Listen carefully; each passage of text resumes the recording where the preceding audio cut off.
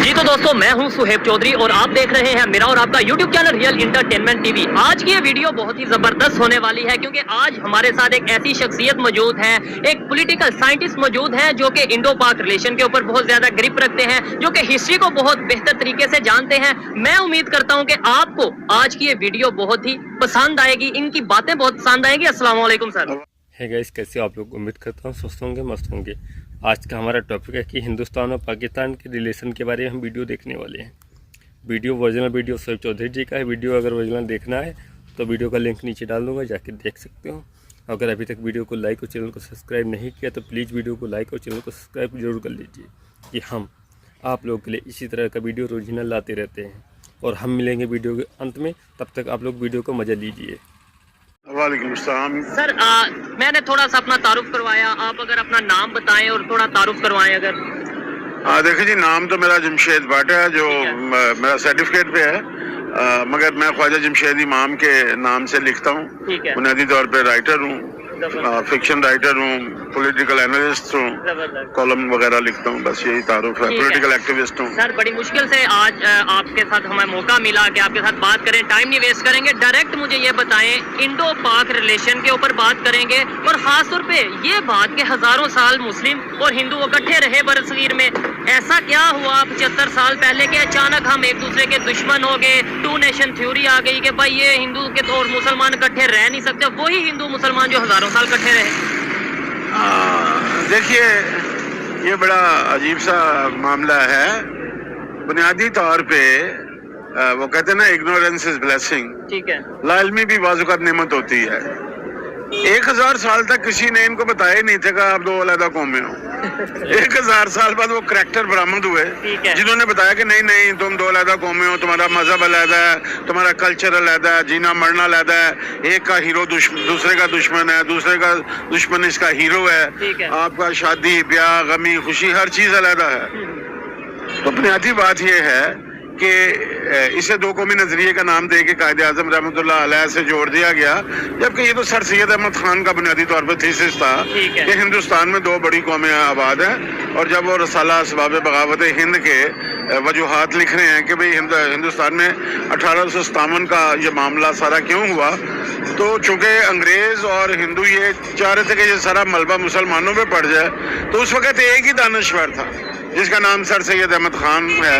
तो उसने फिर बताया अंग्रेजों को कि नहीं, इस जंग में हिंदू भी था, मुसलमान भी था, सिख भी था, इवन के क्रिश्चियन भी थे। ठीक है। तो इस लड़ाई को आप इस तरह सिर्फ मुसलमानों पे ना डालें। तो जो लोगों ने 1857 की जंग आज़ादी इकट्ठे लड़ी, 1947 तक उन्हें ये यकीन दिला दिया गया कि आप एक कौम नहीं हो।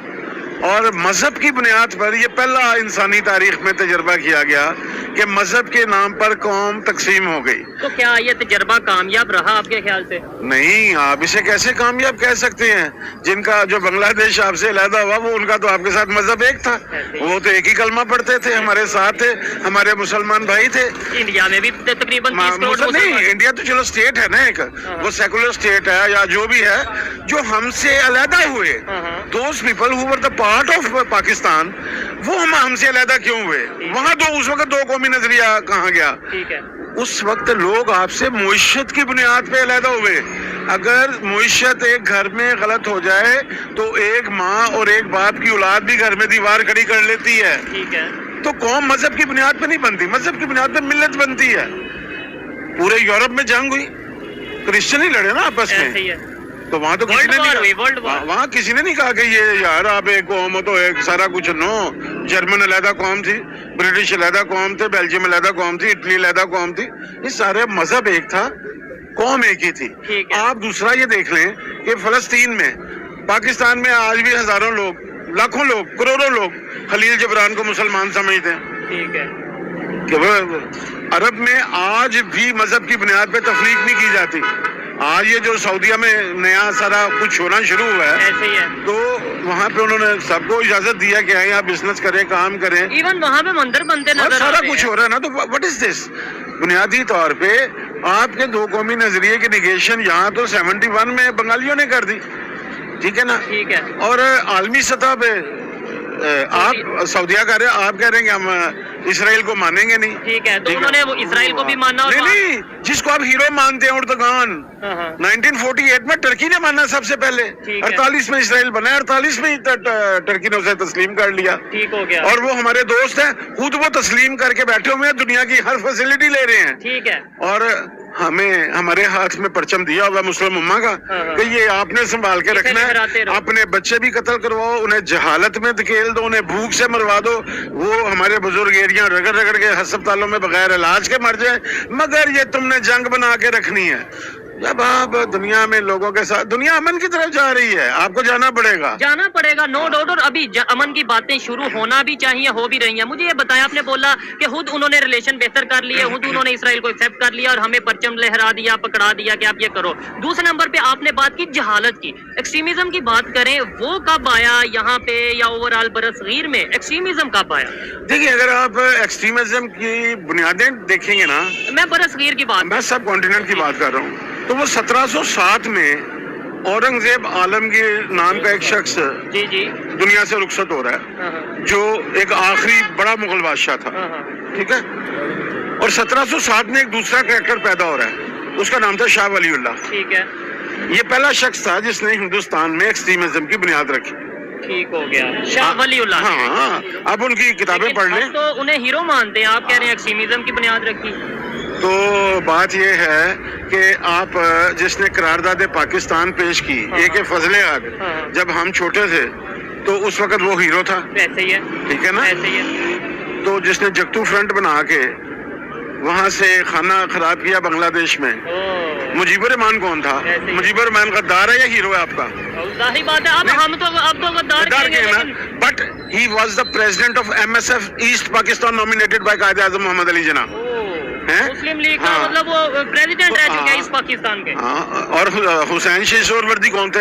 قائد اعظم کے رائٹ آرم تھے. ایسے ہی ہے. ایک فضل حق کون تھا جس نے 23 مارچ 1940 کو قرارداد پیش کی, اور یہی لوگ تھے جنہوں نے جگتو فرنٹ بنا کے 1954 کے الیکشن میں آپ کو وہاں سے نکالا. 300 آپ نے وہاں 310 نشستوں میں سے مسلم قائد اعظم کی مسلم لیگ نے صرف 9 نشستیں جیتی. ٹھیک ہے, جبکہ ہاؤس میں گروپ کے لیے وہاں پہ 10 سیٹیں چاہیے تھی. آپ تو ایک گروپ نہ بن سکے, وہ تو 54 میں ذہنی طور پہ آپ سے علیحدہ ہو گئے تھے. آپ نے پہلے گولی چلائی ان پہ زبان کی بنیاد پہ, جو 7 کروڑ جو ایک زبان بولتے تھے, ایک زبان بولتے ایسے ہی ہے, بنگالی بولتے تھے. ادھر 5 کروڑ جو ہے یہ 7 زبانیں بولتے تھے. تو آپ نے کہا چلے گی, آپ نے کہا چلے گی یہ, پھر ایسا قوموں کے درمیان نہیں ہوتا. ایکسٹریمزم کی بات ہو رہی تھی. پھر دیکھیں, اب اگر انڈیا پاکستان کی بات کریں, کیونکہ انڈو پاک پہ بات کر رہے ہیں, انڈیا پاکستان, انڈیا میں بھی مسلمان موجود ہیں, پاکستان میں بھی مسلمان موجود ہیں. دنیا جتنی تیزی سے ڈیولپمنٹ کی طرف جا رہی ہے, ایکسٹریمزم پورے سب کانٹیننٹ میں اگر آیا, لیٹس سپوز جب بھی آیا, ٹھیک ہے, جو آپ نے بتایا, ابھی دوسری دنیا جو سی ہے, اگر انڈیا کی بات کریں, وہ IT میں بہت تیزی سے گرو کر رہی ہے, وہ میڈیکل میں بہت تیزی سے گرو کر رہی ہے, وہ اپنا جو سا دوسرے جتنے بھی فیلڈز ہیں, اگر انٹیلیجنس کی بات کریں, اس میں آرٹیفیشل انٹیلیجنس کی بہت تیزی سے گرو کر رہی ہے. ہمارے یہاں پہ یہ چیزیں کیوں نہیں, مطلب ہم بھی چلیں تھوڑا سا بہتری کی طرف تو آتے. دیکھیے بھائی, آپ اگر گندم بیجیں گے تو چاول تو نہیں ہوگا پیدا, ٹھیک ہے نا. انہوں نے جو بیجا وہ فصلیں لے رہے ہیں. ٹھیک ہے, آپ نے شاہدولہ کے چوہے پیدا کیے اپنے سلیبس کے ذریعے, اپنے نظام تعلیم کے ذریعے, اور آج وہی نسل آپ کے سامنے کھڑی ہے. ٹھیک ہے, آپ نے مسٹر جناح کے نیریٹو کو برباد کیا. آپ نے مسٹر جناح کی آخری تقریر اگر سنی ہو یا پڑھی ہو 11 اگست 1947 کی, تو مسٹر جناح کا نیریٹو بالکل کلیئر ہے کہ وہ کس طرح کی ریاست چاہتے تھے. اور وہ سیدھا کہہ رہے ہیں کہ آپ کو اللہ تعالیٰ نے یہ ملک دے دیا ہے, تو اب آپ سارے equal citizen of the state ہو. ٹھیک ہو گیا, ٹھیک ہے نا. لیکن ایک سوال یہ پیدا اٹھتا ہے, پھر دوبارہ ایک میرے مائنڈ میں کویشچن ہے, وہ کریں گے. سو آپ نے بولا, مسٹر جناح نے بولا سب ایکول ہیں, چاہے ہندو ہیں, مسلم ہیں, کرسچن ہیں, جو بھی ہیں سب ایکول ہیں. ٹھیک ہے, لیکن 1947 سے پہلے وہی جناح صاحب کہتے نظر آ رہے تھے کہ بھائی ہندو مسلم اکٹھے نہیں رہ سکتے, مطلب پاکستان میں اکٹھے رہ سکتے ہیں. میں گزارش کرتا ہوں, نہیں میرا سوال سمجھے. ہاں میں سمجھ گیا. گزارش یہ ہے کہ جو لیڈر ہوتا ہے نا, پولیٹیکل لیڈر, جب وہ سٹیج پہ بات کر رہا ہوتا ہے نا, سٹیج پہ پبلک میٹنگ پہ کر رہا ہوتا ہے نا, تو اس وقت وہ عوامی خواہشات کو ایڈریس کر رہا ہوتا ہے. اس وقت وہ عوامی خواہشات سے متضاد یا متصادم نہیں چلتا. دنیا کا کوئی بھی لیڈر. ٹھیک ہے, مگر جو بڑا لیڈر ہوتا ہے نا, وہ ہمیشہ ماں کی طرح ہوتا ہے. بچہ بعض اوقات کسی ایسی چیز کے لیے ضد کرتا ہے جو اس کی صحت کے لیے نقصان دہ ہوتی ہے, تو ماں باپ پھر اس کی توجہ ادھر ادھر ہٹا کے اسے کچھ دوسرا دے دیتے ہیں. यही हिसाब बड़े लीडर का होता है कि चूंकि उस वक्त ये नैरेटिव पॉपुलर था, आज भी है। तो इसका मतलब नैरेटिव से खेला गया है। हाँ, मतलब हाँ, पूरी देखें, आपके मुल्क में आज भी मजहबी नैरेटिव बिकता है, दिखता है, एंटी एस्टेब्लिशमेंट नैरेटिव बिकता है, एंटी अमेरिकन नैरेटिव बिकता है आज भी, इसलिए एंटी इंडिया नैरेटिव बहुत बिकता वही है। ना, एंटी एस्टेब्लिशमेंट नैरेटिव जो है वो इसलिए बिक जाता है कि यहाँ पे एक स्कूल ऑफ थॉट है जो यकीन दिला रहा है हमें तवातर और तसलसल के साथ कि ये जो किया ये फौज ने किया, जो किया ये सिविल एंड मिलिट्री ब्यूरोक्रेसी ने किया। एक्चुअली हमारी बदकिस्मती ये है कि ये तो एक ऐसा मुल्क था जो 47 में बना और 73 तक इसके पास अपना आइन भी नहीं था, और जो 2 आइन बने उनकी कोई औकात नहीं थी, उनकी कोई हैसियत नहीं थी। ठीक है। एक फर्द वाहद ने बनाया 56 का, और एक अयूब खान ने बनाया, वो भी अकेले आदमी ने बनाया, और अपने बनाए हुए आइन की 20 बार उसने वायलेशन कर दी। ठीक हो गया। तो 73 के कॉन्स्टिट्यूशन के बाद देख लें, उसमें आर्टिकल 6 होने के बावजूद 2 बार कू हो गया। ठीक है, तो फिर इसका मतलब है जो पब्लिक में, अगर आपने बोला एक नैरेटिव है कि जो करवा रही है आर्मी करवा रही है, मैंने नहीं कहा। पब्लिक का जो एक नैरेटिव है कि आपने उसको कोट किया है, ठीक है, तो इसका मतलब वो ठीक हुआ ना? नहीं। कि जैसे आप ये बोल रहे सवाल हैं ये है, क्या पाकिस्तान की फौज पॉलिसी मेकर है? लेकिन तो जवाब है नहीं। ठीक है, जितने भी क्या- बने हैं, क्या- कॉन्स्टिट्यूशन बने हैं, वो मोस्टली किसने बनाए हैं? कॉन्स्टिट्यूशन जो है वो नहीं बनाए, अच्छा। कॉन्स्टिट्यूशन तो भट्टो साहब ने बनाया ना, अच्छा। असेंबली ने बनाया। असेंबली ने बनाया। हाँ। लेकिन अगर बात करें यहाँ पे वो जो 73 का आइन जब बना ना, उस वक्त तो फौज तो है दोस्तों, देखा वीडियो आप लोग कैसा लगा? वीडियो कैसा लगा कमेंट करके जरूर बताना, और अगर अभी तक वीडियो को लाइक और चैनल को सब्सक्राइब नहीं किया तो प्लीज़ वीडियो को लाइक और चैनल को सब्सक्राइब कर लीजिए। बेल आइकन दबाना मत भूलना, क्योंकि आप लोगों को हमारे किसी भी वीडियो की अपडेट मिस ना हो पाए। और अपने भाई को प्यार और सपोर्ट करना मत भूलना। हम मिलते हैं इसी तरह की किसी और वीडियो में, तब तक के लिए जय हिंद, जय भारत।